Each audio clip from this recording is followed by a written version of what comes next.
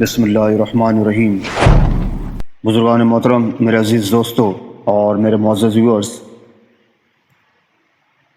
آج ایسا کرتے ہیں محبت میں گرفتار نوجوان نسل کی بات کرتے ہیں۔ اہل علم و اہل دانش اور بزرگوں کا یہ تجربہ و مشاہدہ رہا ہے کہ عشق و محبت اور دوستی کی بنیاد پر کی جانے والی شادیاں عموماً ناکامی سے دوچار ہوتی ہیں، جس کا مشاہدہ معاشرے میں ہم کرتے رہتے ہیں۔ پھر بھی محبت کے نشے میں مست نوجوان نسل ایسے واقعات سے عبرت حاصل کرنے کے لیے آمادہ نہیں ہے۔ کہتے ہیں کہ اگر آپ دوسروں سے عبرت حاصل نہیں کرو گے تو دوسرے ضرور آپ سے عبرت حاصل کریں گے۔ میں آپ کو ایک واقعہ سناتا ہوں۔ میرے ایک انتہائی عزیز کو ایک لڑکی سے محبت ہو گئی۔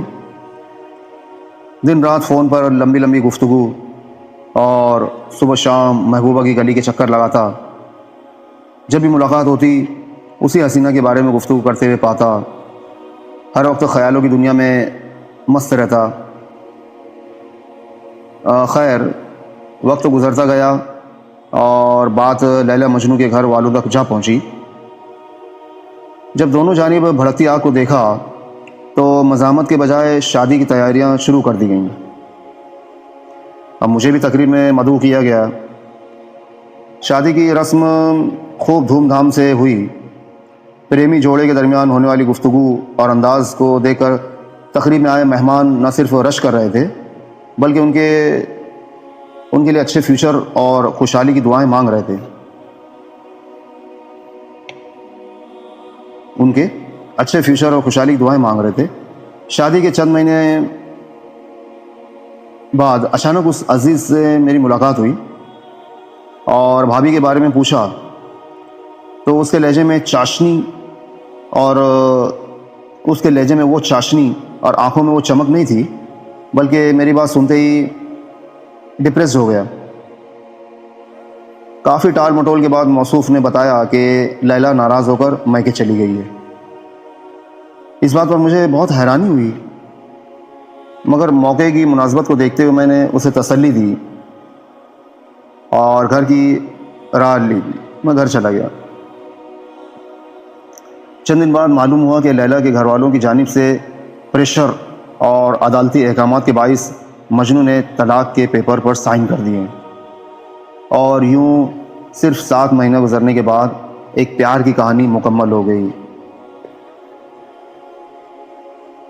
اِنَّ لِلَّهِ وَإِنَّا إِلَيْهِ رَاجِعُونَ۔ لیکن ایسا کیا واقعہ پیش آیا کہ دونوں کی سالوں کی محبت چھوٹی چھوٹی رنجشوں کے سامنے ٹک نہ پائی؟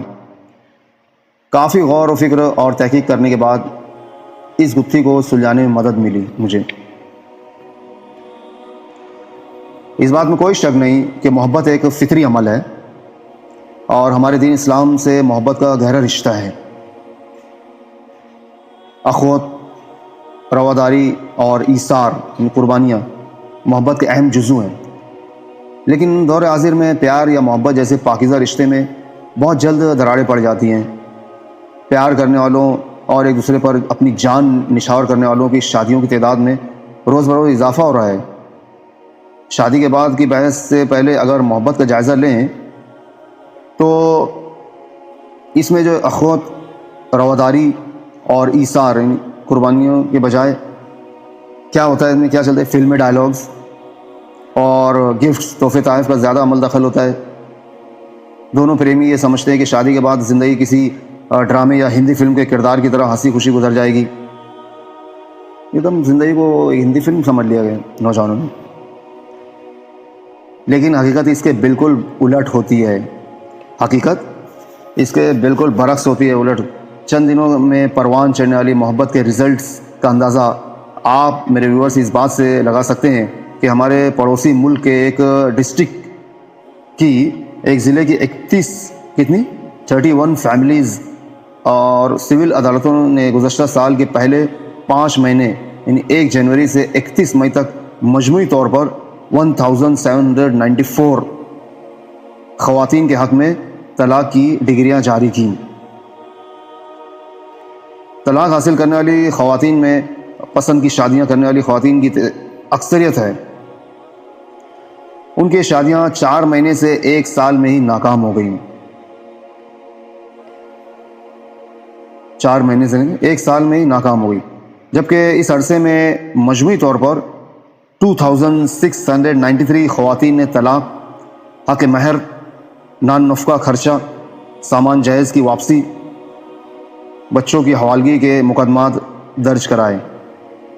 پہلے 5 مہینے میں مجموعی طور پر 118 خواتین گھروں سے بھاگ کر دارالامان، دارالفلاح پناہ کے لیے گئیں. پچھلے سال ضلع بھر میں طلاق کی ریشو میں اب تک اضافہ ریکارڈ کیا گیا ہے. میرے بولنے کا مقصد جو ہے محبت کی شادی کو غلط ثابت کرنا نہیں ہے. یہ جو میں آپ کو سنا رہا ہوں تو میرا مقصد یہ نہیں کہ محبت کی شادی غلط ہے، یہ میرا مقصد نہیں، بلکہ دور حاضر میں شادی کے بعد پیش آنے والے پرابلمز کے بارے میں آگاہی فراہم کرنا ہے. ہمارے معاشرے میں محبت کے شکار نوجوان خوابوں کی دنیا میں رہتے ہیں، سپنے دیکھتے ہیں، خوابوں کی دنیا میں رہتے ہیں، لیکن شادی ہونے کے بعد جب ان کے کندھوں پر ذمہ داری کا بوجھ پڑتا ہے تو حقیقی لائف ان کے لیے انتہائی تکلیف دہ ثابت ہوتی ہے. اگر خواتین کا جائزہ لیں تو محبت میں بغیر سوچے سمجھے نہ جانے کیسے کیسے دعوے کیے جاتے ہیں، کیسے کیسے ڈائلاگ مارتی ہیں عورتیں بھی، لڑکیاں بھی. مثلا میں آپ کو سناتا ہوں، تمہارے ساتھ میں جھوپڑی میں رہ لوں گی، تمہارے گھر میں میں چٹنی مرچی کھا لوں گی، اور ایک وقت فاقہ کر لوں گی، وغیرہ وغیرہ. سب فلموں کے ڈائلاگ چلتے ہیں. سب یہ دعوے اکثر اس وقت کیے جاتے ہیں جب لڑکی کسی اچھے گھرانے سے تعلق رکھتی ہو، جبکہ نوجوان کسی مڈل کلاس گھرانے کا چشم چراغ ہو. گھر سے بھاگ کر شادی کرنے کے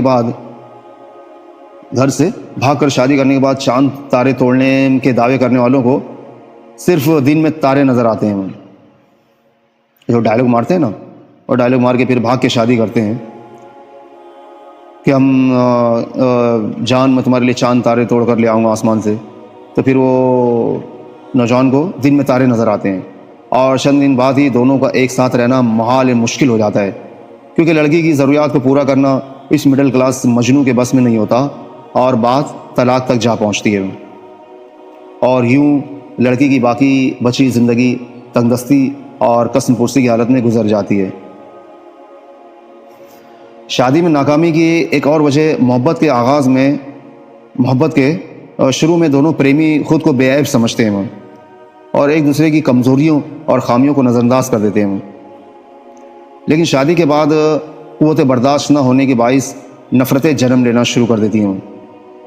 اکثر نوجوانوں کی محبت کی بنیاد ہی جھوٹ پر ٹکی ہوتی ہے، جھوٹ پر فاؤنڈیشن کرتے ہیں محبت کی عمارت کی.